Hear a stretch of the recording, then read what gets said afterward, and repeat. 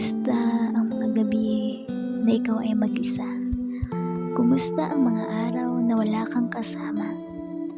Ang bawat umaga na tanging kape ang nakahain sa mesa. Ang mga tanghali at hapon na kumakain ka ng merienda. Kumusta?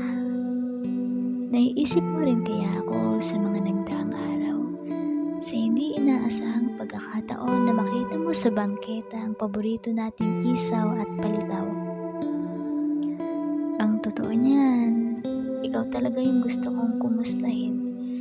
Kung ano na bang nangyari noong gabing umalis ako. Nagsisi ka rin kaya kung bakit mas pinili natin tapusin kaysa ayusin. O mas lamang yung kaalaman na gumaan na dahil wala nang tayo. Hindi ko alam kung alin doon. Basta ang alam ko lang, okay ka na ngayon. Ako kaya, kailan makakaahon? Lunod pa rin kasi ako sa ating pinagsamahan noon.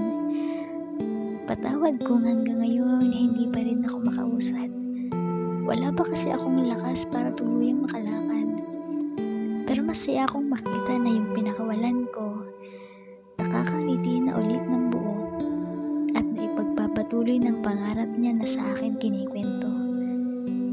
Nakakalungkot na kailangan kong mawala sa proseso para makapunta ka sa buhay na gusto mo.